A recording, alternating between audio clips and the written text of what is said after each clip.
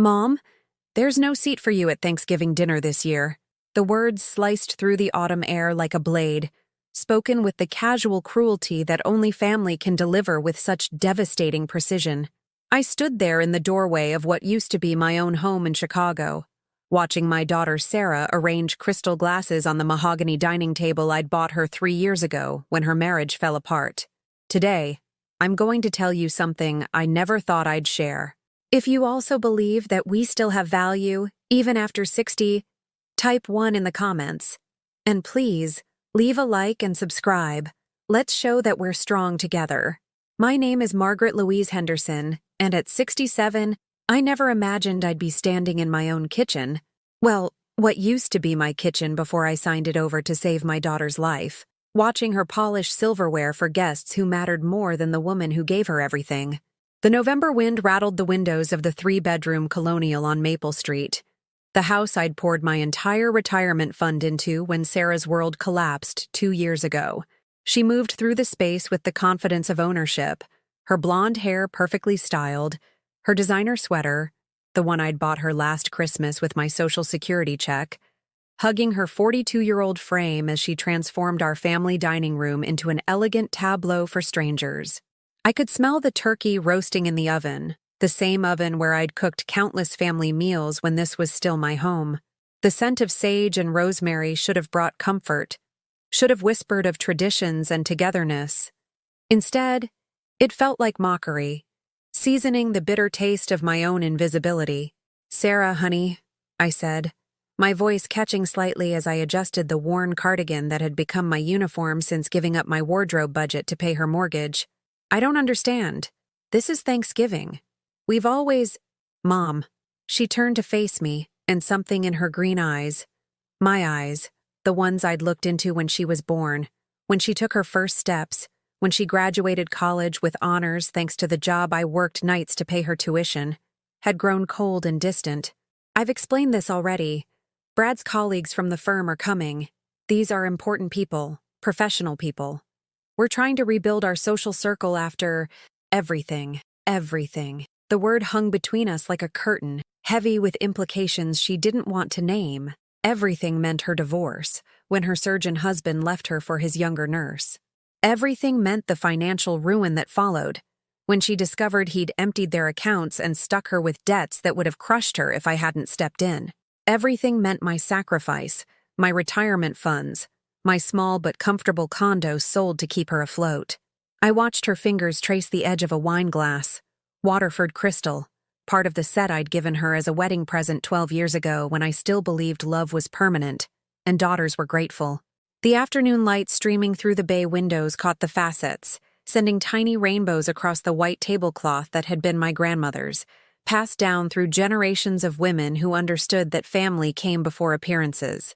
"But this is our tradition," I whispered, remembering 27 years of Thanksgiving dinners, from Sarah's first bite of mashed potatoes as a toddler to last year's meal when she'd cried into my shoulder about Brad's betrayal. "We always spend Thanksgiving together, just us. We watch the parade, we cook together, That was before. Her voice carried the finality of a judge delivering a verdict. Before I had to start over, before I had to rebuild everything from scratch. These people, they don't need to know about our family drama. They don't need to see—" She gestured vaguely in my direction, and I looked down at myself through her eyes. The cardigan with pills forming at the elbows, the comfortable shoes that had replaced the heels I could no longer afford, the gray roots showing through my auburn hair because salon visits were a luxury I'd surrendered along with everything else I'd sacrificed for her fresh start. "They don't need to see what, Sarah?" The silence stretched between us like a chasm, filled only by the ticking of the grandfather clock in the hallway.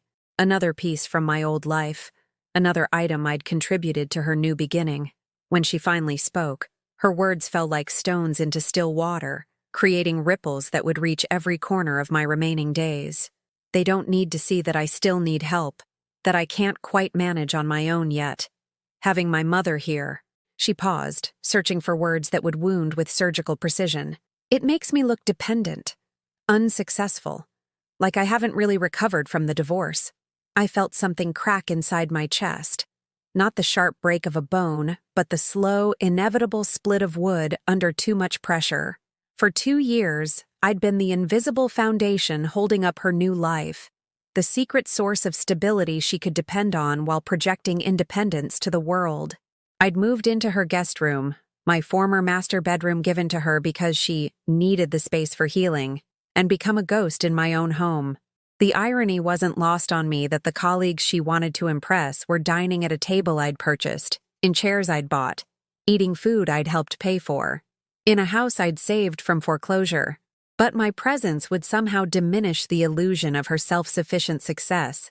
I thought of the photograph tucked in my jewelry box upstairs, Sarah at age 5, gap-toothed and giggling, wearing the little pilgrim costume I'd sewn by hand for her school Thanksgiving play. She'd been so proud, so excited to show me how she'd learned to say grateful correctly after weeks of practice. "I'm grateful for my mama," she'd announced to her class, and I'd cried happy tears in the audience, never imagining that someday grateful would become a word she'd forget how to say. "Where am I supposed to go?" I asked, the question emerging smaller than I'd intended. Sarah's perfectly manicured hand waved dismissively as she returned to arranging place cards with names I didn't recognize. Bradley Morrison, Senior Partner, Jennifer Walsh, Associate Director, Michael Chen, Investment Advisor. People with titles and importance. People whose presence enhanced rather than embarrassed. "I thought you could spend the day with Mrs. Patterson next door. Or maybe visit that senior center downtown. They probably have activities for people your age." People your age. As if 67 meant I belonged to a different species. As if the years I'd spent raising her, supporting her, loving her, had somehow disqualified me from sharing a holiday meal with the daughter I'd given my life to nurture. I looked around the kitchen where I'd made her birthday cakes every year until she turned 30 and decided homemade was too rustic for her friends. I saw the refrigerator covered with magnets from trips I'd taken her on when she was young. Disney World, the Grand Canyon, Niagara Falls. Adventures funded by overtime shifts and careful saving. Memories that apparently meant less than making the right impression on virtual strangers. The late afternoon sun was setting earlier now, painting the walls golden as it prepared to leave us in darkness. In that fading light, I saw my reflection in the kitchen window. A woman who'd grown smaller somehow, not just physically, but existentially, shrinking into the spaces left for her by people who'd decided her value.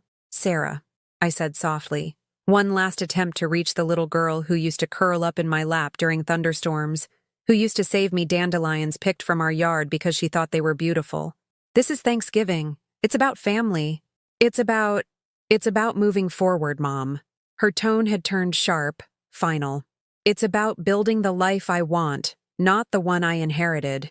And right now, what I need is respect from people who matter, people who can help me establish myself professionally and socially." The unspoken message rang clear as church bells. I was not a person who mattered. I was not someone who enhanced her social standing or professional prospects. I was simply a reminder of need, of vulnerability, of the messy human emotions that successful people were supposed to transcend. I nodded slowly, understanding flooding through me like ice water. For 2 years, I'd believed I was helping my daughter rebuild her life, but I'd actually been funding my own erasure, paying for the privilege of becoming invisible in the life I'd saved. As I turned to leave the kitchen, I caught sight of the small ceramic turkey I'd made in a pottery class 30 years ago, when Sarah was 12 and still thought everything I created was wonderful. It sat in the center of the table, like a lone survivor, the only thing in that perfect tableau that remembered our history together. That night, in the guest room that had become my entire world, I lay in the narrow bed listening to Sarah's laughter drifting up from downstairs as she practiced conversations with her reflection, rehearsing the charm she'd need to captivate tomorrow's important guests. The sound that had once been music to my ears now felt like a knife twisting in my chest, each note a reminder of how completely I'd been edited out of her story. I pulled the quilt up to my chin, the quilt my own mother had made me for my first apartment, now demoted to a guest room covering, and wondered when love had become something to be ashamed of, when gratitude had transformed into resentment, when a mother's presence had become an embarrassment too heavy for a daughter to bear. Tomorrow would be Thanksgiving, and for the first time in 67 years, I would spend it alone, exiled from my own family by the very person I'd sacrificed everything to save. The morning of Thanksgiving arrived with the cruel brightness of a day that refused to acknowledge my heartbreak. I woke at 5:30, not by choice, but because sleep had become elusive since Sarah's pronouncement. Through the thin walls of the guest room, I could hear her moving around the kitchen, preparing for her grand performance, the sound of her heels clicking against the hardwood floors I'd helped refinish last spring. I lay in bed, staring at the ceiling I'd painted myself when I first moved in, remembering the hope I'd felt then. Moving in with Sarah hadn't felt like losing my independence. It had felt like gaining purpose again after your father's death 3 years earlier. Harold would have been furious if he could see how his life insurance money, every penny we'd saved for our golden years, had been transformed into my daughter's fresh start and my own marginalization. The memories flooded back unbidden, each one a small wound reopening. When Sarah's marriage imploded and the debts started piling up, I hadn't hesitated. "Mom, I might lose the house," she'd sobbed over the phone at 2 a.m. "Brad cleaned out everything. The lawyers say I might have to declare bankruptcy." I'd driven to her house that very night, still in my pajamas and robe, and held her while she cried. "We'll figure this out," I'd promised. "Family sticks together." Those words felt like mockery now, as I listened to her humming downstairs, preparing to entertain strangers while banishing the very person who'd made it all possible. The first sacrifice had been my condo. I'd lived there for 15 years after Harold died, a small but perfect place overlooking Lincoln Park. It had been my sanctuary, decorated with our wedding photos, his favorite armchair positioned just right by the window where he used to read the Tribune every morning. Selling it felt like losing him all over again, but Sarah's tears had made the decision for me. "I can't ask you to do this, Mom," she'd said, though her eyes had begged me to offer. "You're not asking," I'd replied. "I'm giving." The condo sold within a week. Chicago real estate moved fast when priced to sell quickly. I'd watched strangers walk through Harold's study, commenting on the outdated wallpaper we'd chosen together for our 25th anniversary. They'd made offers that sliced my heart in half, treating our memories like obstacles to their renovation plans. But the money had saved Sarah's house. More than that, it had paid off her credit cards, covered the lawyer's fees for the divorce, and even funded the kitchen renovation she claimed was essential for her mental health. I'd moved into her guest room with 2 suitcases and a heart full of hope that we'd grow closer, that maybe this crisis would become a blessing in disguise.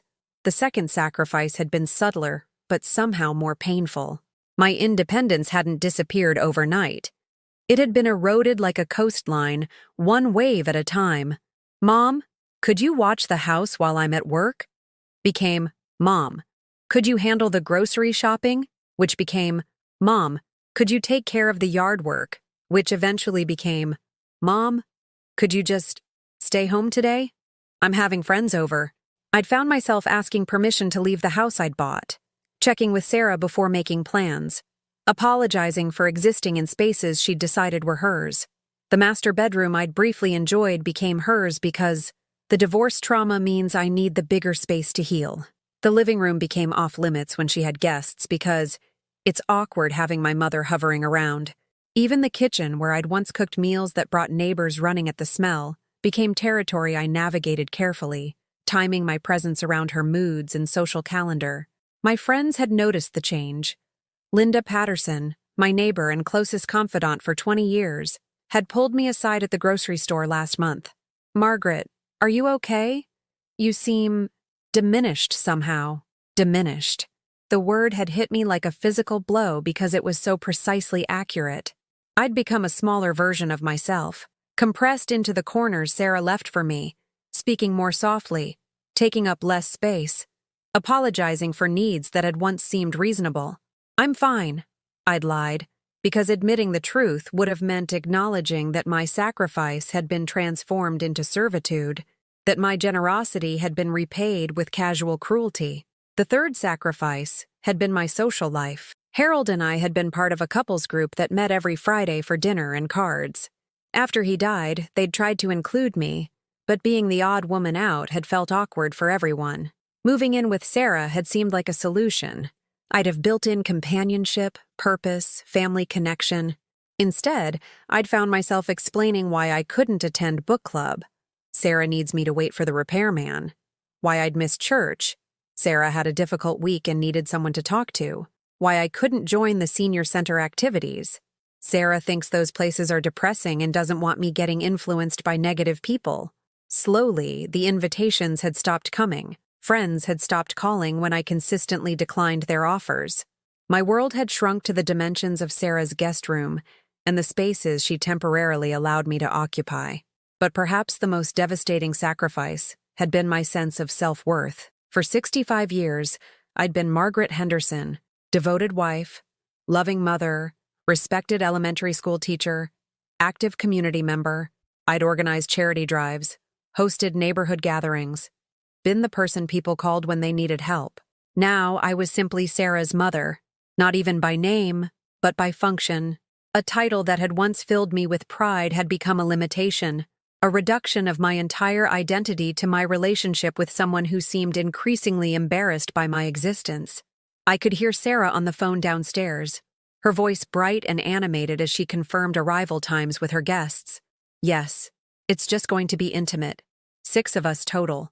Very elegant, very professional. I want to show everyone how well I'm doing post-divorce. Post-divorce. As if her recovery was a solo journey. As if the person who'd made it possible was irrelevant to the story she wanted to tell. The irony was devastating. Sarah's confidence, her ability to host elegant dinner parties, her beautifully maintained home, her designer clothes, her carefully curated social media presence that portrayed her as a successful, independent woman, all of it was built on my foundation. I was the invisible scaffolding holding up her reconstruction, the secret source she could never acknowledge without undermining the narrative of her own strength. I got up and walked to the window, looking out at the neighborhood I'd help her keep. The autumn morning was crisp and bright. The maple trees Harold had planted in our old yard now dropping golden leaves in someone else's driveway. Down the street, I could see other families beginning their Thanksgiving preparations. Children running in yards, fathers carrying folding tables from garages, mothers coordinating with relatives about arrival times. Normal families. Families where 3 generations gathered around tables loaded with tradition and gratitude. Families where grandmothers were treasured repositories of recipes and stories, not embarrassing reminders of need and vulnerability. I thought about what Mrs. Patterson had offered yesterday when she'd seen me taking out the garbage. "Margaret, you're welcome to join us tomorrow. My daughter's coming in from Milwaukee with the grandkids. We always set an extra place. You know how chaotic holidays can be." I'd declined, of course. Sarah would never forgive me if she discovered I'd discussed our family situation with the neighbors. But now, listening to her preparation sounds floating up from below, I wondered if Mrs. Patterson's chaotic table might be preferable to spending Thanksgiving as a refugee in my own life. The smell of turkey was already beginning to fill the house, mixing with the scent of the expensive candles Sarah had lit to create ambiance. She'd learned about ambiance from decorating shows, about presentation from lifestyle magazines, about the importance of image from a world that valued appearance over authenticity. But she'd learned about sacrifice from me. She'd learned about putting family first, about giving until it hurt, about finding meaning in service to people you loved. The tragedy was that she'd absorbed those lessons so completely, she couldn't see how she was failing to apply them to the person who'd taught them to her. At 10:30, Sarah knocked on my door. "Mom, I'm heading out to pick up the flowers and wine. Could you maybe, I don't know, find something to do out of the house for a few hours? I want to get everything set up perfectly before people arrive." I opened the door to find her dressed in the navy blue dress I'd bought her for her birthday, her hair styled at the salon I could no longer afford to visit. She looked beautiful and successful and completely in control, exactly the image she wanted to project to her guests. "Of course," I said, my voice steady despite the tremor in my chest. "I'll find somewhere to go. Thanks, Mom. You're the best." She kissed my cheek quickly, distracted, already mentally arranging centerpieces and coordinating courses. "I really appreciate you understanding how important this is." After she left, the house fell silent except for the gentle bubbling of the turkey roasting in the oven. I stood in the kitchen, my former kitchen, and tried to remember what it felt like to belong somewhere, to be wanted rather than simply tolerated, to be valued for more than just the money I could provide and the space I could vacate. I thought about Harold, about what he would say if he could see me now. He'd been protective, sometimes overly so, always insisting that people treat me with respect. "Margaret," he used to say, "you're too generous for your own good. Someone's going to take advantage of that someday." I'd laughed at his worry then. Now I wondered if this was what he'd seen coming, if his protective instincts had detected a weakness in me that would eventually be exploited by the very people I loved most. As I prepared to leave my own home on Thanksgiving morning, I caught sight of myself in the hallway mirror. The woman looking back at me seemed like a stranger. Smaller, grayer, sadder than the person I remembered being. When had I become someone who could be dismissed so easily? When had my presence become something to be managed rather than celebrated? I grabbed my purse and coat, preparing to spend Thanksgiving as an exile, and wondered if love was supposed to feel this much like disappearing. I spent Thanksgiving Day at the Oak Street beach, sitting on a bench while families picnicked around me and children flew kites in the November wind. The irony wasn't lost on me. I was homeless on Thanksgiving, not because I had no house, but because I wasn't welcome in the one I'd bought. The public library had been closed, the senior center had required advance registration for their holiday meal, and even the churches I'd called were full of volunteers who belonged somewhere else. So I'd ended up here, watching Lake Michigan's gray waves crash against the shore, while my daughter entertained strangers in the dining room I'd furnished. At 4 p.m., I finally returned home, hoping Sarah's guests had left. Instead, I found them in the living room, laughing over wine and dessert. Sarah's face flushed with panic when she saw me. "Mom," she said, her voice artificially bright. "You're back early." The conversation stopped. 6 pairs of eyes turned to study me, the inconvenient mother who'd interrupted their sophisticated gathering. I saw myself through their gaze. An elderly woman in a worn coat, carrying a library book and smelling of lake wind, clearly out of place in this carefully curated scene. "Margaret, this is my mother," Sarah said, her tone suggesting she was introducing an unexpected burden rather than the woman who'd made this evening possible. "Mom, these are my colleagues from the consulting firm." I nodded politely, noting how Sarah positioned herself between me and her guests, a human shield protecting them from too much exposure to my existence. The mahogany table still held the remnants of their feast, the Waterford crystal glowing in the candlelight, the fine china I'd given her for her wedding arranged artfully with expensive appetizers. "I'll just go upstairs," I murmured, not wanting to embarrass her further. "Actually," said a woman with perfectly straightened hair and a voice like ice, "we should probably head out soon anyway. Early day tomorrow." Within minutes, they were gathering coats and making polite excuses, the sophisticated atmosphere evaporating as my presence reminded them that Sarah wasn't quite the independent success story she'd presented. I watched from the kitchen doorway as she walked them to the door, her smile growing more desperate with each goodbye. When the last guest left, Sarah closed the door and leaned against it, her composure finally cracking. "Do you have any idea what you just did?" she hissed, her voice shaking with fury. "I've been working on these relationships for months. Jennifer Walsh was considering bringing me into her investment group. Brad Morrison was talking about referring clients to me. And you just appeared. Looking like what, Sarah?" The words came out sharper than I'd intended. "Looking like exactly what I've been trying to move past," she exploded. "Looking dependent and needy and old." Old. The word hit me like a slap.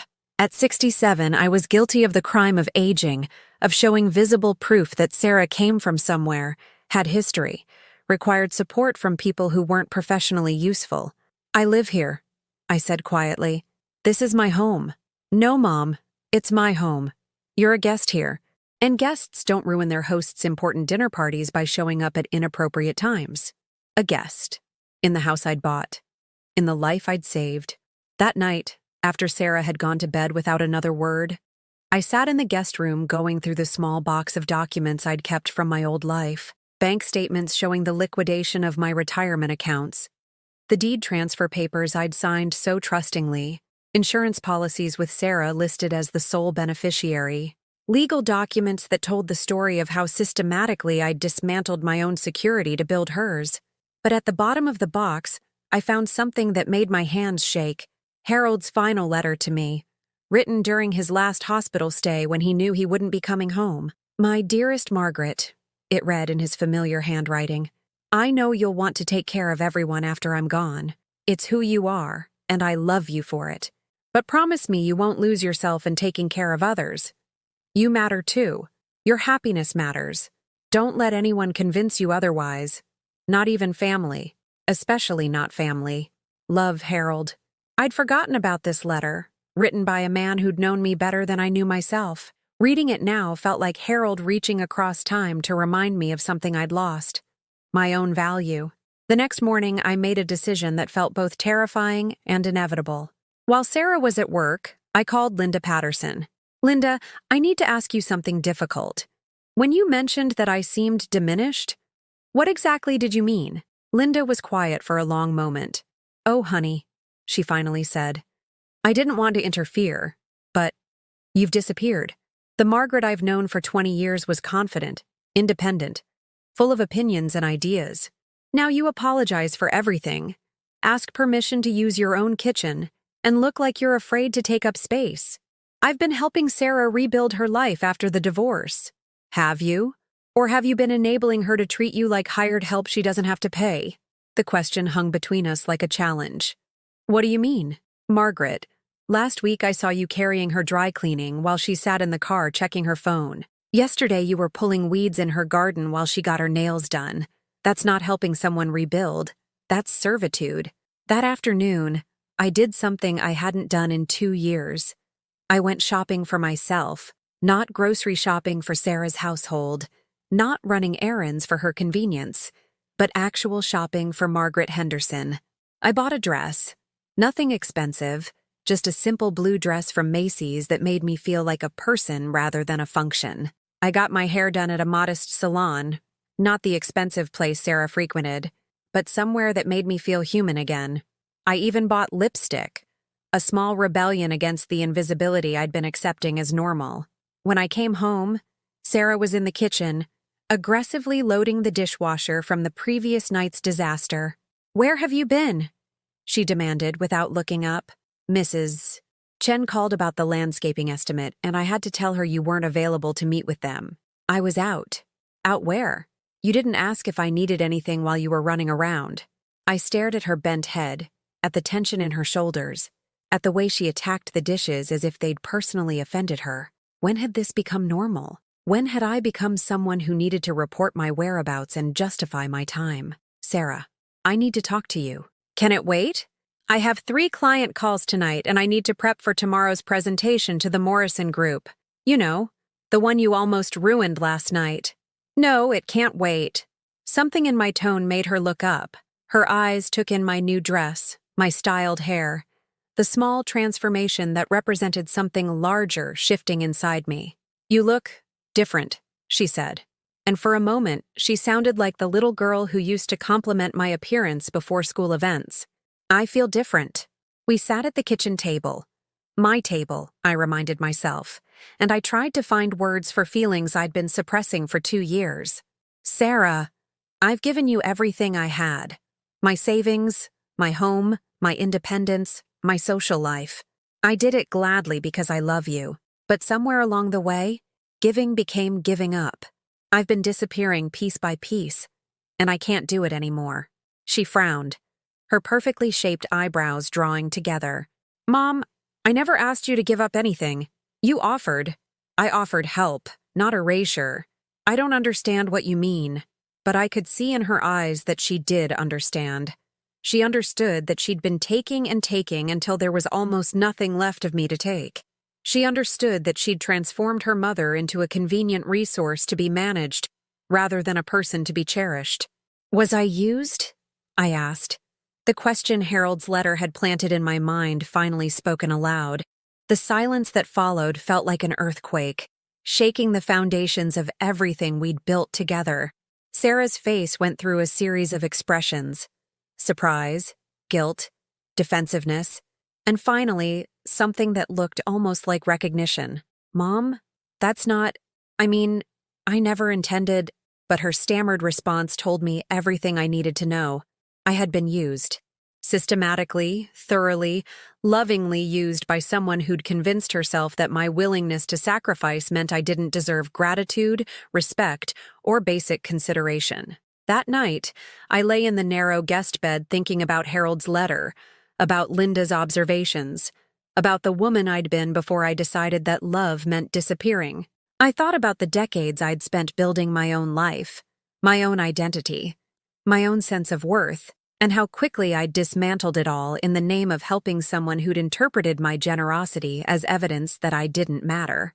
Outside my window, Chicago glittered in the distance, a city full of people living their own lives, making their own choices, occupying space without apology.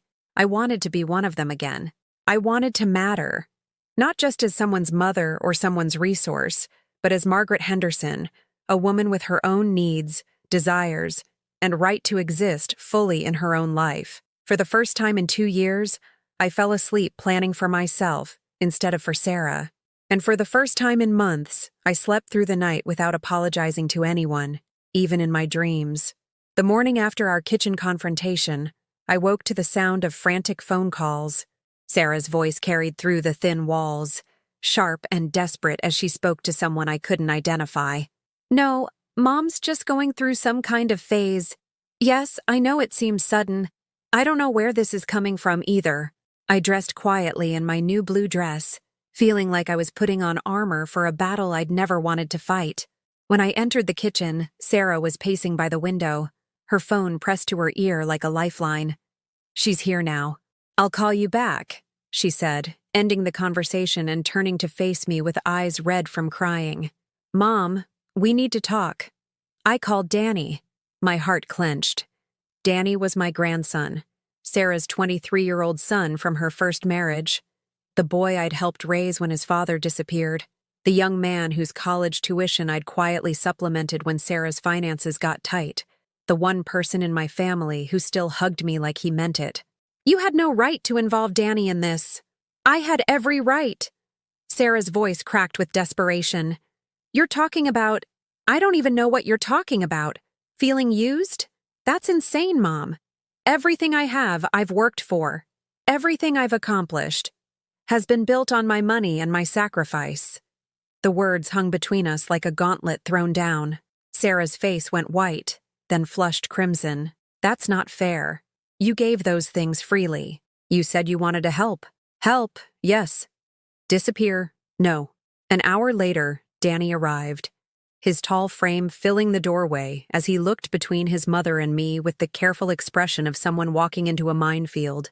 At 23, he had his grandfather Harold's gentle eyes and his mother's stubborn chin, a combination that had always made my heart ache with love and hope. "Grandma Margaret," he said, crossing to embrace me with the easy affection that had become so rare in this house. "Mom said you two are having some kind of disagreement?" I could see Sarah's coaching in his careful words, the way he'd been prepared to see me as the unreasonable party in this conflict. "Sit down, sweetheart," I said, patting the chair beside me.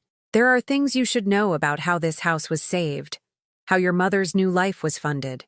Mom already told me you helped with some financial stuff after the divorce." Some financial stuff. I almost laughed at the understatement. "Danny, I sold my condo, the one where you used to spend summers, where you learned to ride a bike in the courtyard, to pay off your mother's debts. I liquidated my entire retirement fund to save this house from foreclosure. I moved in here not as a choice, but because I no longer had anywhere else to go." I watched his expression change as the full scope of my sacrifice became clear. Sarah sat rigid in her chair, her hands clenched into fists. "But Grandma, that was your choice. You didn't have to." "You're right. I didn't have to. I chose to, because I love your mother. Because I believed family meant something more than a series of financial transactions. But somewhere along the way, my choice to help became her assumption that I would continue giving endlessly while asking for nothing in return." Sarah finally spoke, her voice shaking with emotion. Mom, you're making it sound like I forced you to do those things. Like I held a gun to your head. You didn't need a gun, Sarah. You had tears. You had desperation. You had the power that comes from being someone's child, someone's reason for living. And I was foolish enough to believe that giving you everything would make you value me more, not less. Danny looked back and forth between us, clearly struggling to process this new version of our family story. But Mom, if Grandma gave up so much, why isn't she— why do you treat her like what? Sarah's voice was sharp, defensive. Danny hesitated, then spoke with the brutal honesty of youth. Like she's an embarrassment. Like you're ashamed of her. The words hit Sarah like physical blows. I watched her face crumple, watched years of carefully constructed justifications begin to collapse under the weight of her son's observation. I'm not ashamed of her. I'm trying to build something here. A new life, a professional reputation. Having my mother constantly present makes me look dependent, unsuccessful. So you made her disappear instead, Danny said quietly. The silence that followed was deafening. In that moment, I saw Sarah truly understand what she'd done. Not gradually, not with explanations and justifications, but all at once, like a lightning strike of recognition. But instead of apologizing, instead of acknowledging the truth that hung between us like a bridge she could have crossed to reach me, Sarah chose anger. "This is unbelievable," she said, standing so abruptly her chair scraped against the floor. "I'm being attacked for trying to rebuild my life after my marriage fell apart. I'm being made to feel guilty for accepting help that was freely given. And now my own son is taking sides against me." "Nobody's taking sides," Danny said carefully. "We're just trying to understand. No, you're judging me. Both of you. And I'm done with it." Sarah's voice rose to a pitch I hadn't heard since her teenage years. "If this is how my family treats me when I'm trying to get back on my feet, maybe I don't need this kind of family." She stormed out of the kitchen, leaving Danny and me sitting in the wreckage of our attempted reconciliation. I could hear her upstairs, slamming drawers and speaking in harsh whispers on another phone call. "Grandma," Danny said softly, reaching for my hand. "I had no idea. Mom made it sound like you were just staying here temporarily, like this was all mutual." "It was mutual at first, but it became something else over time. Something I didn't recognize until it was almost too late." "What are you going to do?" It was the question I'd been avoiding, the one that required me to face the possibility that standing up for myself might mean losing what remained of my family.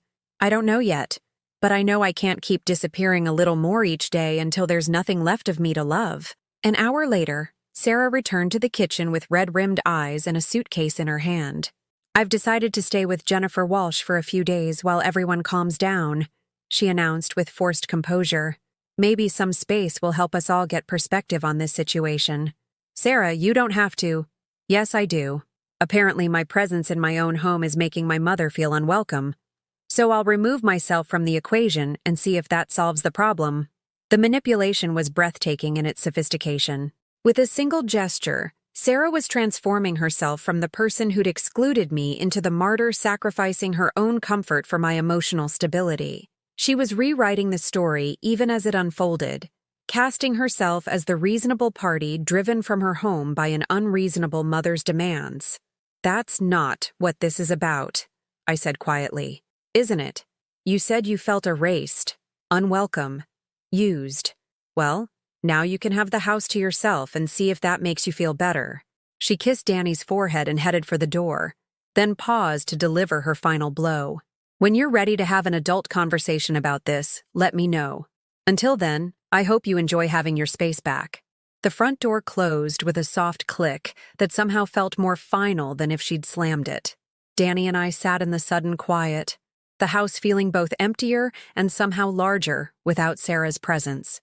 "She's manipulating the situation," Danny said after a long moment. "Yes, she is, but she's also hurt and scared. Change is terrifying, especially when it means acknowledging that you've been wrong about something fundamental. Are you going to let her come back?" I looked around the kitchen that had been the heart of my old home, that had become the center of Sarah's new life, that now felt like neutral territory in a war I hadn't wanted to fight. "This is her house now. legally. I can't stop her from coming back. But I can stop accepting the terms she's offered for my continued presence here. That evening, Danny helped me go through more of the documents I'd kept from my previous life. Together, we traced the paper trail of my financial dissolution, every check written, every asset transferred, every security surrendered in the name of helping someone I loved. Grandma, you basically funded her entire recovery. The house, the renovation, the debt consolidation, even the money she's been using to rebuild her professional wardrobe and social connections. None of it would have been possible without you. I know. And she's been treating you like a burden. I know that too. Oh, so what are you going to do about it?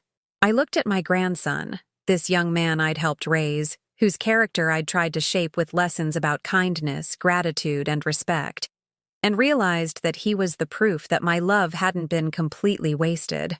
Whatever mistakes I'd made with Sarah, I'd done something right with Danny. I'm going to remember who I was before I decided that love meant disappearing, I said. And then I'm going to figure out how to be that person again. Outside, snow was beginning to fall, the first of the season coating Chicago in a blanket of white that made everything look clean and possible. Inside the house that had become my prison and my sanctuary, I began planning my escape, not from the building, but from the story Sarah had written for me, the one where I played a supporting role in my own life. It was time to write a different ending. For 3 days, the house sat in unprecedented silence. No rushing footsteps on the hardwood floors, no frantic phone calls echoing through the hallways, no carefully orchestrated dinner preparations that required my exile. Just me, Margaret Henderson, alone in a space that felt both foreign and familiar, like visiting a museum of my own life. I woke on the 4th morning to something I hadn't experienced in 2 years. Complete freedom to move through my day without checking anyone else's schedule, asking permission, or apologizing for my existence. The sensation was so unfamiliar it felt almost dangerous, like standing at the edge of a cliff and realizing I'd forgotten how to fly. But that morning, I did something revolutionary. I made myself breakfast. Not the hurried toast and instant coffee I'd grown accustomed to eating in 5-minute windows between Sarah's needs, but real breakfast. Eggs, Benedict with fresh hollandaise, coffee brewed in the French press Harold had given me for our 30th anniversary, orange juice squeezed from actual oranges. I set the table with the good china, my grandmother's spode that Sarah had deemed too formal for everyday use, and relegated to special occasions that never seemed to come. I lit candles, arranged the cloth napkins Harold had insisted on buying during our honeymoon in Paris, and created a morning ritual that honored my own worth. As I sat eating in the dining room where I'd been unwelcome just days earlier, I felt something I'd forgotten existed: pleasure in my own company. The simple act of nourishing myself with attention and care felt like a radical declaration of independence. After breakfast, I did something even more revolutionary. I called my lawyer.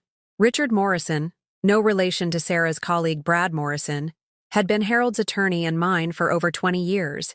A man in his 70s with kind eyes and the kind of old-school integrity that made people trust him with their most important decisions. "Margaret," he said warmly when his secretary put me through, "how lovely to hear from you. How are you settling in with Sarah?" The question hung in the air, loaded with implications neither of us had addressed when I'd transferred my assets 2 years ago.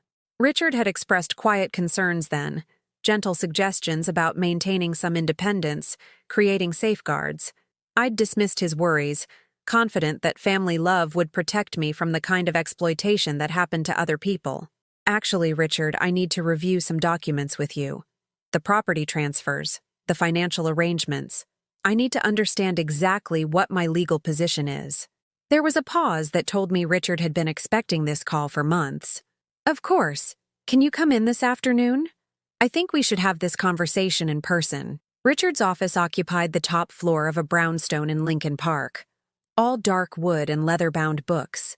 The kind of space that suggested permanence and wisdom. He spread my documents across his mahogany desk like a doctor examining x-rays for fractures. "Margaret, I have to ask. Are you safe? Are you being cared for appropriately?" The question surprised me with its directness.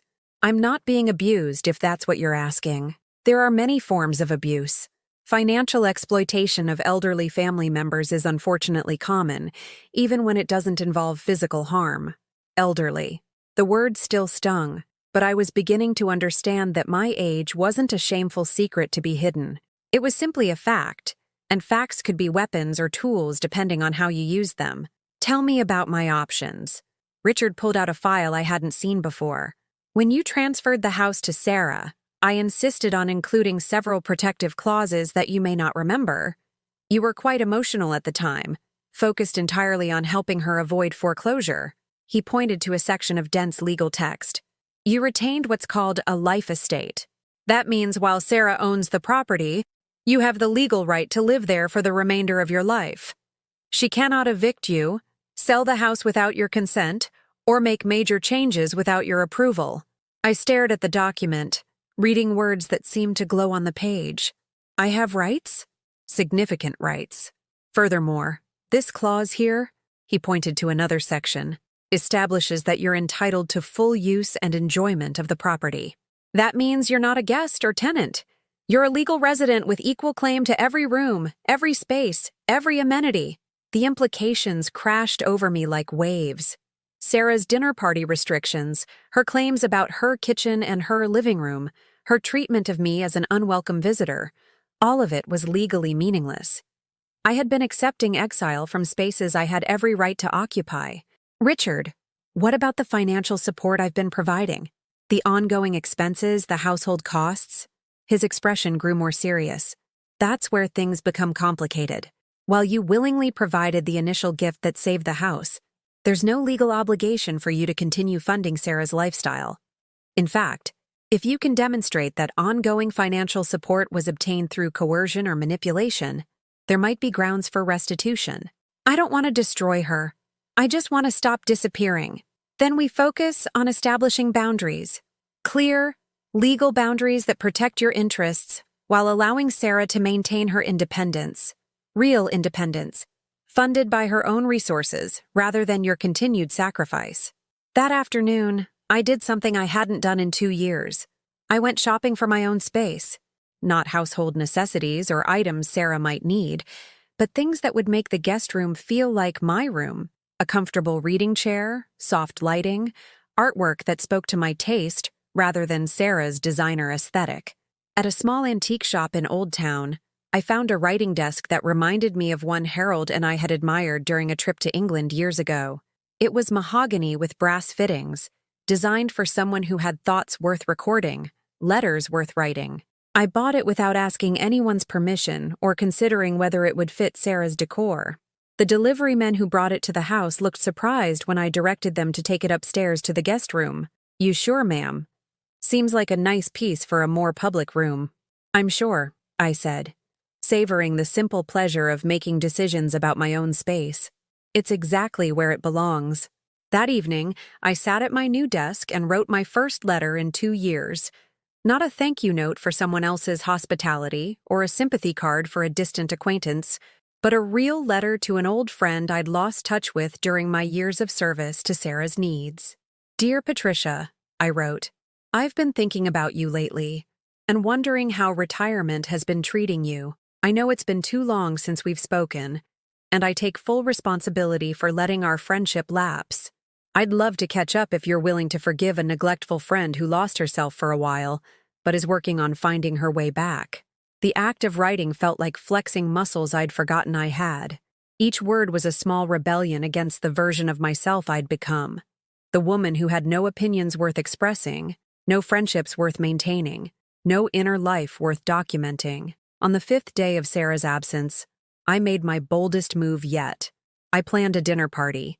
Not for Sarah's professional contacts or social climbers, but for the friends I'd abandoned when I moved in with her. Linda Patterson from next door, my former teaching colleague Marie Williams, Patricia if she responded to my letter, Danny if he could make it. Real people who knew me as Margaret Henderson, not just as Sarah's mother. I spent the day cooking, not the elaborate presentations Sarah preferred, but comfort food that tasted like love and memory. Pot roast with vegetables, mashed potatoes made with real butter and cream, apple pie with a crust I rolled by hand.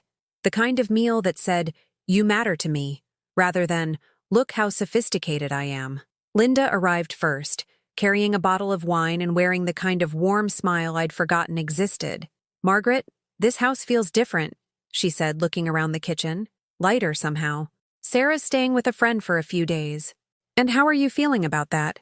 It was the kind of direct question Linda specialized in, the kind that cut through politeness to reach truth. "Terrified," I admitted. "And free. And guilty about feeling free." "Guilt is overrated," Linda said, uncorking the wine. "Especially when it's guilt about taking up space you paid for."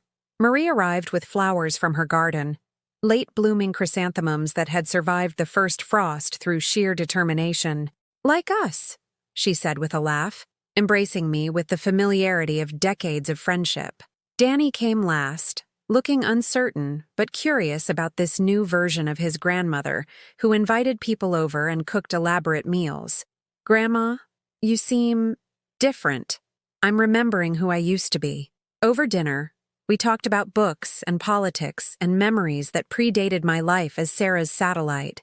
My friends treated me like someone whose opinions mattered, whose stories were worth hearing, whose laughter was welcome rather than disruptive. "Margaret," Marie said over dessert, "I have to ask, what changed? I've been worried about you for months. You seem to be fading away." I looked around the table at these faces that reflected genuine care rather than tolerance, and felt something break open in my chest. Not the painful crack of heartbreak, but the expansive opening of possibility. "I remembered that love shouldn't require you to disappear," I said, "and I decided I wanted to exist fully again, even if that meant existing alone." "But you're not alone," Linda said quietly. "You never were. You just forgot where to look for the people who actually see you." After everyone left, I sat in my new reading chair in what I'd decided was no longer the guest room but my room, and wrote in the journal I'd bought that afternoon. "Day 5 of Remember Margaret," I wrote. "Today I learned that I still know how to be a hostess, a friend, a person worth spending time with. Today I learned that other people still exist who remember who I was before I became someone's convenient resource. Today I learned that standing up for myself doesn't mean becoming selfish. It means remembering that I deserve the same consideration I've spent years giving to everyone else." Outside, snow continued to fall, transforming Chicago into something clean and new. Inside, I was transforming too, remembering that winter wasn't just an ending, but also the season that made spring possible. For the first time in months, I went to sleep excited about tomorrow, about the possibility of waking up as Margaret Henderson, rather than just Sarah's mother. The difference felt as significant as the difference between existing and living, between surviving and thriving, between love that diminished and love that expanded to include the person doing the loving.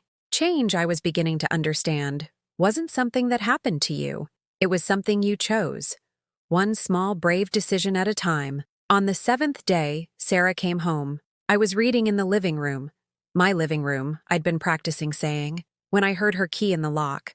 The sound sent a familiar jolt of anxiety through my system, the conditioned response of someone who'd learned to brace for judgment and displacement. But this time, instead of retreating to my room or finding urgent tasks in the kitchen, I stayed exactly where I was. I kept my book open, my reading glasses on, my feet up on the ottoman Harold had bought me for my 60th birthday. I was occupying space without apology, and the feeling was both exhilarating and terrifying. Sarah entered with 2 suitcases and an expression I couldn't quite read, part determination, part uncertainty, with an undertone of something that might have been fear. "Mom?" She stopped in the doorway, taking in the scene, me in the living room during what had once been her private time, comfortable and unapologetic in my presence. "Hello, Sarah. How was your stay with Jennifer?" "Educational." She set her suitcases down with deliberate care. "We need to talk." "Yes, we do." But instead of sitting down, Sarah began pacing, a habit from childhood that emerged when she was working up courage for difficult conversations. I watched her move around the furniture I'd bought, past the artwork I'd chosen, through the space I'd created and she'd claimed. "Jennifer thinks I should ask you to move out."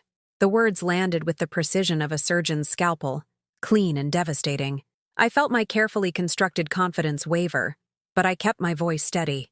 "On what grounds?" She says having your mother living with you past a certain age creates complications, professional complications, social complications. She says it makes me look unsuccessful, like I can't manage my own life. And what do you think? Sarah stopped pacing and looked directly at me for the first time since entering the room. I think Jennifer doesn't understand our situation. I think she sees things in black and white. Successful people live independently.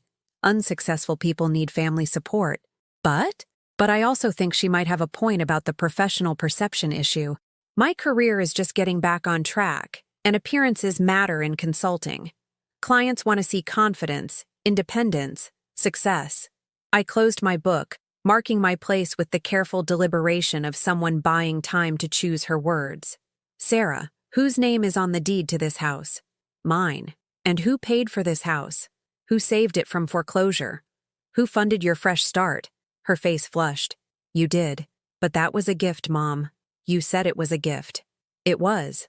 But gifts come with expectations, even when they're not explicitly stated. I expected gratitude. I expected respect. I expected to be treated like family, rather than like an embarrassing secret. You are family! Then why am I being asked to leave? The question hung between us like a challenge. Sarah resumed her pacing, her movements more agitated now. Because this isn't working. Having you here watching everything I do, judging my choices, making me feel guilty for trying to rebuild my life. It's suffocating. When have I judged your choices? You don't have to say anything. I can see it in your face when I buy something you think is too expensive. When I go out with friends you think are superficial. When I make professional decisions you don't understand. I feel like I'm being monitored in my own home. I stared at her, seeing suddenly how thoroughly we'd misunderstood each other. While I'd been feeling erased and unwelcome, Sarah had been feeling watched and judged. We'd both been imprisoned by expectations neither of us had clearly communicated. Sarah, sit down, please. She perched on the edge of the sofa like someone ready to flee, but she sat. I need to tell you something that might be difficult to hear, I began. For 2 years, I've been trying to earn your love by making myself smaller. I thought if I took up less space, needed less attention, asked for less consideration, you'd value what I was giving you more. Mom, let me finish. In the process, I lost myself completely. I became someone who asked permission to use her own kitchen, who apologized for existing, who accepted exile from family holidays because preserving your image was more important than including the person who made your recovery possible. Sarah's eyes filled with tears. I never asked you to do that. No, but you accepted it. You accepted my diminishment because it was convenient. It allowed you to take everything I offered while maintaining the fiction that you were independent. That's not fair, isn't it? Sarah, when was the last time you asked about my health, my happiness, my plans for the future? When was the last time you considered whether I might want something other than the privilege of serving your needs? The silence that followed was deafening. I watched my daughter's face cycle through emotions, denial, recognition, guilt, and finally, a kind of collapsed understanding. I didn't realize, she whispered. I know you didn't. Because you'd gotten so comfortable with my invisibility that you stopped seeing me as a person with my own needs and desires. Sarah began crying then, not the angry tears of our earlier confrontations, but the broken sobs of someone confronting a truth too painful to deny. I'm a terrible daughter. No, you're a human daughter, flawed, struggling, capable of both cruelty and kindness, just like your mother. But even as I offered comfort, I knew this moment of recognition wasn't enough. Awareness wasn't the same as change, and I'd learned too much about myself in the past week to accept tearful apologies as substitutes for genuine transformation. Sarah, I'm not moving out. Her head snapped up. What? I'm not moving out. This is my home. I have legal rights here that I'd forgotten about. And I'm not giving them up because your consultant friend thinks my presence damages your professional image. But if you stay, we need rules, boundaries. I can't live feeling like I'm being judged every moment. I agree. We do need boundaries. Starting with this one. I will no longer ask permission to occupy spaces in a house I own. I will no longer hide when you have guests. I will no longer pretend to be less than I am to make you feel more than you are. Sarah's face paled. You can't just take over. I'm not taking over anything. I'm reclaiming my right to exist fully in my own life. There's a difference. What about my career? What about the progress I've made? You'll ruin everything. And there it was, the core of Sarah's fear. Not that she'd lose me, but that she'd lose the image she'd constructed, the carefully curated persona that required my absence to maintain its credibility. Sarah, if your professional success depends on hiding the person who made it possible, then it's not really success. It's a performance that you'll have to maintain forever, getting more exhausting and more isolating with each passing year. You don't understand the business world. Image matters. Perception matters. And what about love? Does that matter? Does gratitude? Does treating your family with basic respect? She had no answer for that. The conversation continued for another hour, cycling through tears, arguments, moments of understanding, and fresh eruptions of conflict. Sarah wanted to negotiate terms that would allow her to maintain her professional image while keeping access to my financial support. I wanted acknowledgement that I deserved basic dignity and consideration. We were stuck in a fundamental disagreement about whether love required sacrifice of self or celebration of self, whether family meant subsumption or support, whether my value lay in what I could provide or in who I was as a person. Finally, exhausted by the circular nature of our discussion, Sarah played what she clearly thought was her trump card. If you don't agree to be more discreet about your presence here, I'll have to ask you to leave. I'll pay you back for the house over time, but I can't have my recovery sabotaged by family drama. The threat hung in the air between us, and I felt something crystallize in my chest. Not anger, but clarity. Sarah, you can't ask me to leave. You don't have that legal right. But more importantly, you've just told me everything I need to know about how you see our relationship. What do you mean? You see me as a problem to be managed rather than a person to be loved. You see my presence as a threat to your success rather than as the foundation that made it possible. And you're willing to lose me entirely rather than risk anyone knowing that you needed help to rebuild your life. That's not. It is exactly that. And it tells me that the choice isn't between staying here on your terms or leaving.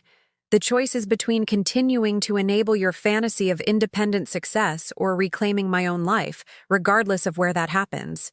I stood up, my book tucked under my arm, and headed toward the stairs. Where are you going? To my room, to think about what kind of future I want to build, and whether it includes someone who sees my love as an embarrassment and my presence as a liability.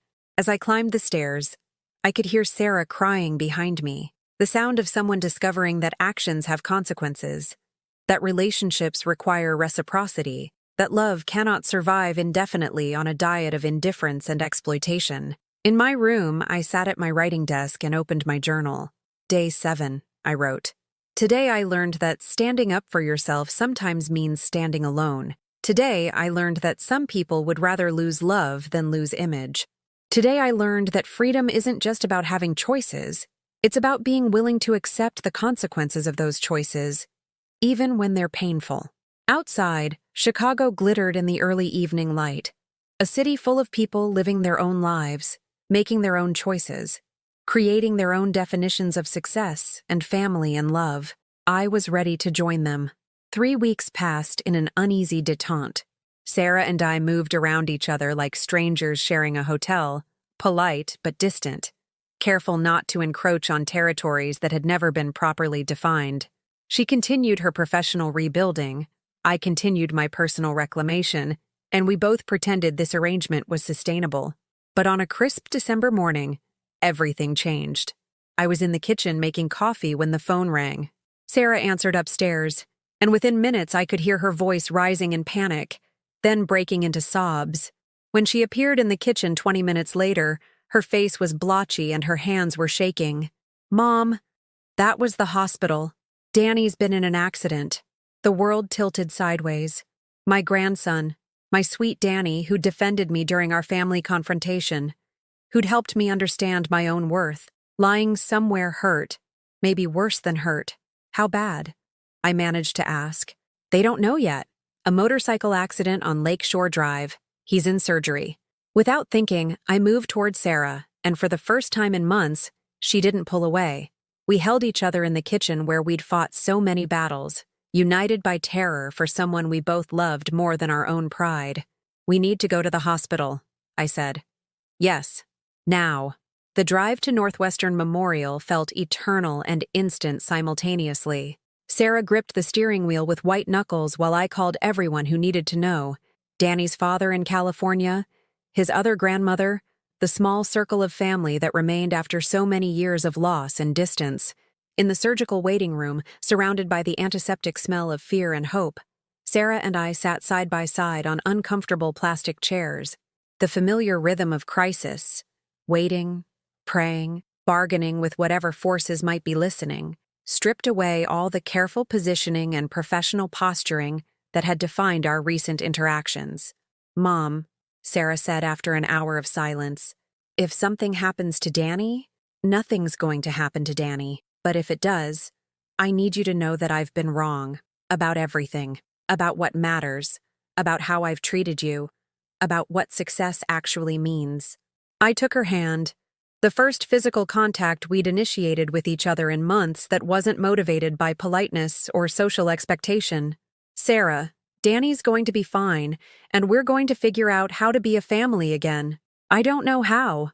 I've forgotten how to see you as anything other than what?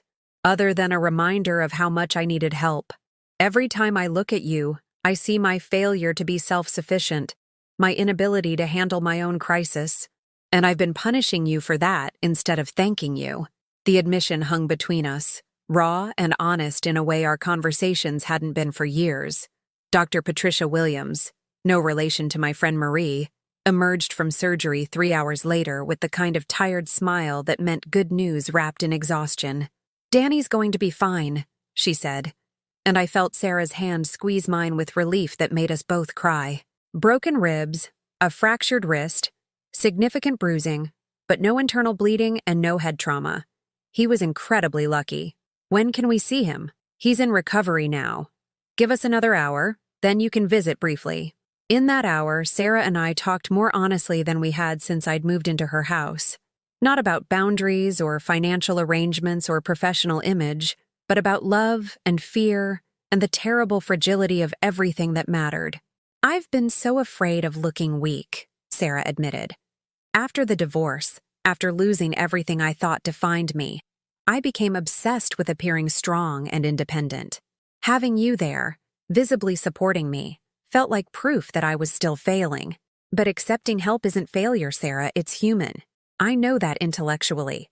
But emotionally, I felt like every dinner you cooked, every bill you helped with, every problem you solved was evidence that I couldn't take care of myself. So you tried to make me invisible instead of dealing with your own feelings about needing support."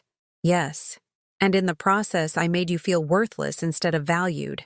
I made your generosity feel like intrusion instead of love." When we finally saw Danny, pale but conscious and managing weak smiles, the first thing he said was, "Are you two still fighting?" "No," Sarah and I answered simultaneously, and for the first time in months, we both laughed. Over the next few days, as Danny recovered and we took turns sitting with him, something fundamental shifted in our dynamic. Crisis had reminded us that some things mattered more than professional image or personal pride. That love, however complicated and imperfect, was worth fighting to preserve rather than fighting to control. But the real transformation began the following week, when Sarah came to me with a proposal that shocked me completely. "Mom, I want to start over. Not with our living arrangement, not with our financial relationship, but with how we see each other and how we interact." "What do you mean?" "I mean, I want to introduce you to my colleagues, my friends, my professional contacts, not as an embarrassment to be hidden, but as the remarkable woman who raised me and saved my life when everything fell apart." I stared at her, hardly believing what I was hearing. "Sarah, you don't have to—" "Yes, I do. I've been thinking about what Danny said, about how I treat you like an embarrassment. And I realize that the only person who should be embarrassed is me, for being ashamed of having a mother who loves me enough to sacrifice everything for my well-being." The following Saturday, Sarah threw a Christmas party. Not one of her carefully curated professional networking events, but a real party that brought together her work colleagues, her new friends, our old neighbors, and the family that remained.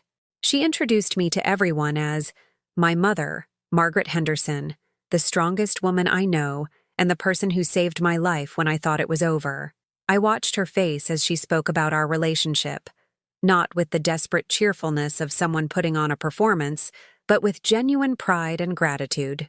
She told stories about my teaching career, my volunteer work, my marriage to Harold, my decision to help her rebuild after the divorce. My mother sold her home and gave me her retirement savings to save this house, she announced to a room full of people who'd previously been told I was just temporarily staying with her. She moved in here not because she needed help, but because I did. And instead of being grateful for that incredible gift, I spent 2 years trying to hide the very person who made my recovery possible.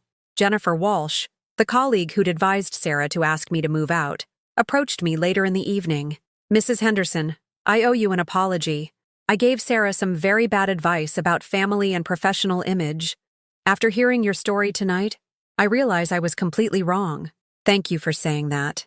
No, thank you for showing me what real strength looks like. I've been so focused on appearing independent that I've been rejecting help when I need it and advice when it would benefit me. You've given me a lot to think about." As the party wound down and the last guests departed, Sarah and I found ourselves alone in the kitchen, washing dishes and reflecting on the evening. "How do you feel?" I asked. "Lighter," Sarah said immediately. "Like I've been carrying a weight I didn't realize was there, and tonight I finally set it down. And professionally? Are you worried about how this changes people's perception of you?" Sarah paused, considering the question seriously. "I think it changes their perception for the better. Tonight, instead of seeing me as someone who has it all figured out, they saw me as someone who's real, who's been through genuine challenges and had the wisdom to accept help when it was offered. That's actually more impressive than pretending to be invulnerable." Over the following weeks, our relationship continued to evolve. Sarah started including me in decisions about the house, asking my opinion about everything from furniture placement to garden planning. She introduced me to new friends as they came into her life, sharing stories about our family history with pride rather than embarrassment. More importantly, she started asking about my own plans and dreams. "Mom, you've spent 2 years focused entirely on helping me rebuild my life. What do you want to build for yourself?" The question caught me off guard. I'd become so accustomed to defining myself in relation to Sarah's needs that I'd forgotten I was allowed to have independent desires. "I'm not sure anymore," I admitted.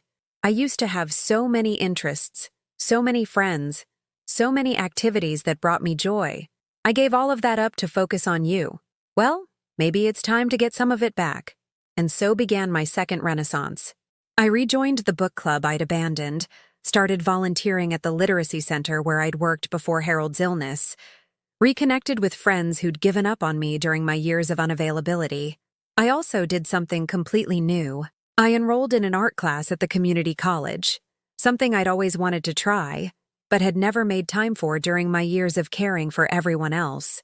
"Watercolor landscapes," I told Sarah proudly when I showed her my first attempts. "Harold always said I had an artistic eye. I'm finally finding out if he was right." "These are beautiful, Mom.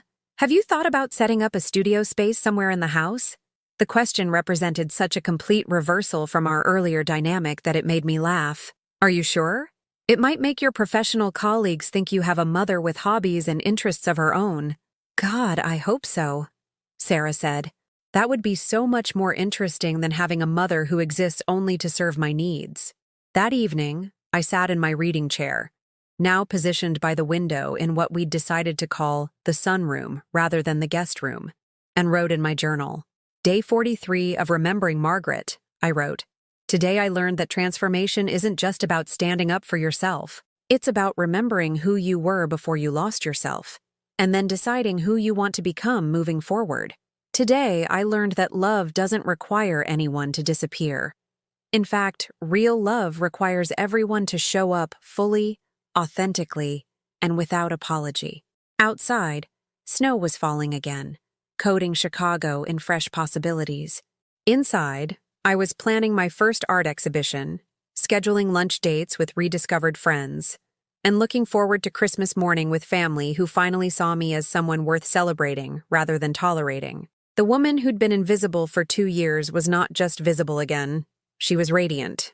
6 months later, I stood in the community center gallery, surrounded by watercolor paintings that bore my name in elegant script beneath each frame. Margaret Henderson, Landscapes of Recovery. Read the banner hanging above the entrance, and I still couldn't quite believe those words referred to me. The opening reception buzzed with conversation and laughter.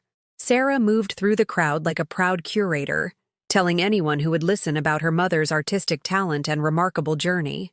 Danny, fully recovered from his accident, stood beside one of my favorite pieces, a painting of Lincoln Park in autumn that captured the golden light I'd learned to see during my morning walks. "Grandma, this one reminds me of the day you told me about standing up for yourself," he said, gesturing to a canvas that showed a single oak tree standing strong against a stormy sky. "It looks lonely, but not defeated." "That's exactly what I was feeling when I painted it," I replied, remembering the February morning when I'd sat by my bedroom window, watching the bare branches bend but not break in the winter wind. Linda Patterson approached with tears in her eyes. "Margaret, I'm so proud of you. 6 months ago, you were disappearing before my eyes. Now look at you. You're absolutely glowing." She was right. I could feel the difference in my own body, the way I carried myself with confidence that had been missing for years. My shoulders were straighter, my voice was stronger, and my smile came easily rather than feeling like a performance. "It's amazing what happens when you remember you're allowed to take up space," I said. Dr. Patricia Williams, the surgeon who'd saved Danny's life and inadvertently catalyzed our family's healing, studied one of my cityscapes with professional interest. "Mrs. Henderson, have you considered pursuing this more seriously? These pieces show remarkable technical skill and emotional depth." Before I could answer, Sarah appeared at my elbow. "Actually, she's already been accepted into the summer intensive program at the Art Institute. She starts in June." I looked at my daughter in surprise. "How did you know about that?" "Because I drove you to the interview, remember? And because I've been watching you transform into someone I'd forgotten existed. Someone with dreams and ambitions that have nothing to do with taking care of other people." As the evening progressed, I found myself in conversations about art, about aging, about the courage it takes to start over at any stage of life. People asked about my techniques, my inspiration, my future plans. They saw me as Margaret Henderson the artist, not just someone's mother or caregiver. But the most meaningful moment came near the end of the reception, when Sarah pulled me aside for a private conversation. "Mom, I need to tell you something I should have said months ago." "What's that?" "Thank you. Not just for the money or the house or all the practical help you gave me after the divorce. Thank you for loving me enough to fight for our relationship when I was too scared and selfish to fight for it myself." "Sarah, let me finish. For 2 years I convinced myself that your presence in my life was a sign of my failure. But I understand now that your presence was actually evidence of my incredible good fortune. How many people have someone who loves them enough to sacrifice everything for their well-being? Not many," I admitted. "And how many people are lucky enough to have a mother who refuses to let them destroy that love through selfishness and ingratitude? Probably fewer. I almost lost the most important relationship in my life because I was ashamed of needing help instead of grateful for receiving it. I almost threw away the person who saved me because I was embarrassed that I needed saving." We stood together in the gallery, surrounded by paintings that documented my journey from invisibility to self-assertion, and I felt a completeness I hadn't experienced in years. "You didn't throw me away," I said. "You just forgot how to see me for a while. But people can learn to see again, especially when they're motivated by love." 3 months later, on a warm spring morning, I woke in my sunroom to the sound of Sarah making breakfast downstairs. Not the hurried, efficient meal preparation of someone trying to manage her schedule around an unwelcome presence, but the leisurely, experimental cooking of someone who enjoyed sharing meals with family. I'd been accepted into the Art Institute's program, had sold 3 paintings to collectors who'd attended my exhibition, and had been invited to participate in a group show featuring emerging artists over 60. My days were full of classes, studio time, coffee dates with friends both old and new, and the kind of purposeful activity that made me feel vibrantly alive. But more importantly, my relationship with Sarah had evolved into something neither of us had experienced before. A friendship between two adults who respected each other's independence while choosing to share their lives. "Morning, Mom," Sarah called as I came downstairs. "I'm experimenting with French toast. Want to be my guinea pig?" "Always," I said, settling at the kitchen table with my coffee and the Tribune, Harold's old morning ritual that I'd reclaimed as my own. "I have news," Sarah said, sliding a plate of perfectly golden French toast in front of me. "Jennifer Walsh offered me a partnership in her firm." "Sarah, that's wonderful. Congratulations." "Thank you. But here's the thing. She specifically mentioned how impressed she was with our family dynamic. She said watching how we rebuilt our relationship after conflict showed her the kind of problem-solving skills and emotional intelligence she wants in a business partner." I laughed at the irony. "So your mother's presence actually enhanced your professional reputation instead of damaging it. Turns out authenticity is more valuable than image.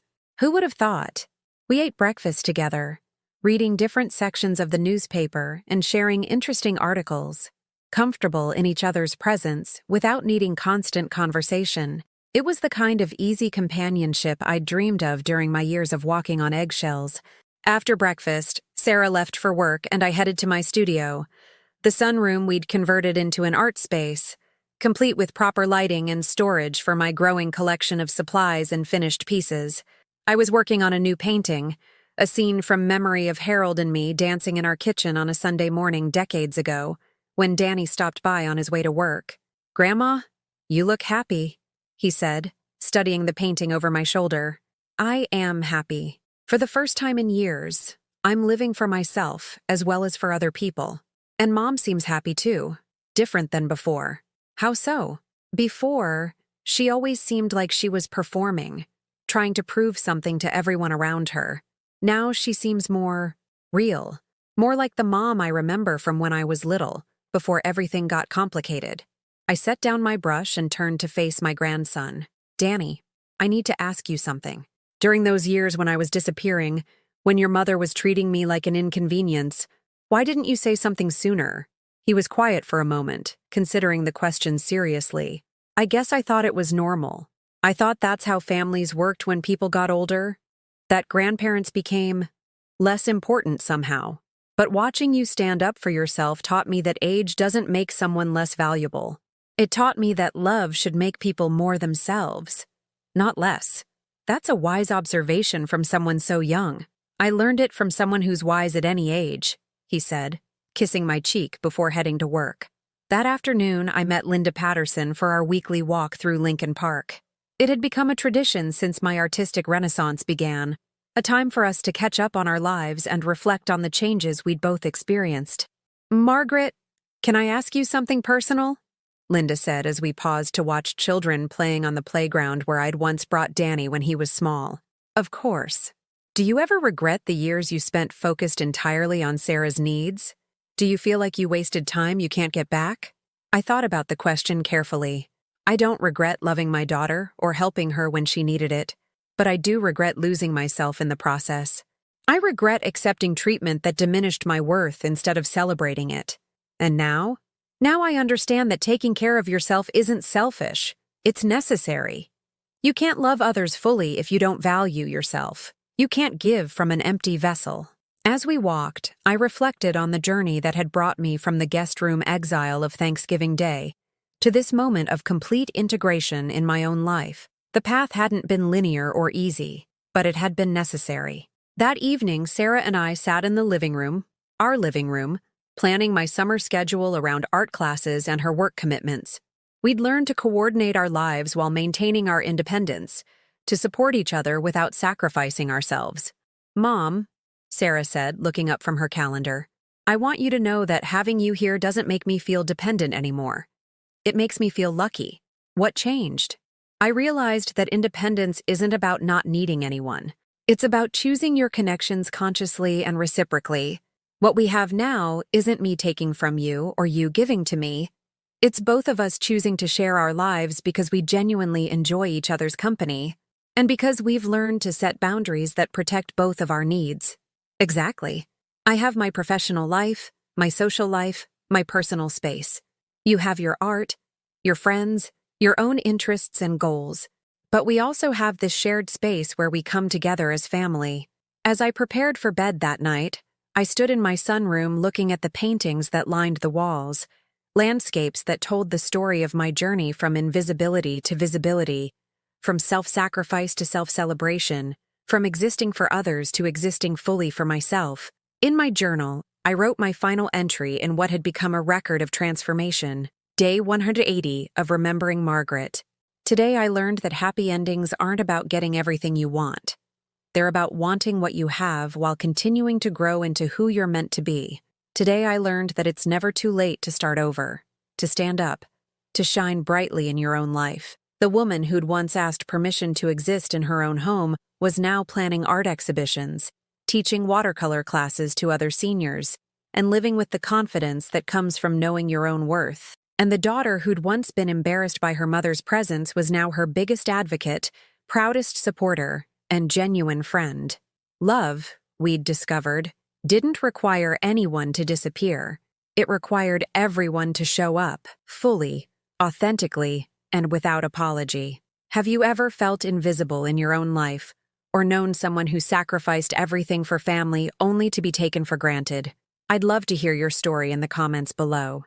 And if this message resonated with you, please like this video and subscribe to our channel, because someone else needs to hear that they matter, that they're worth fighting for, and that it's never too late to reclaim their place in their own story.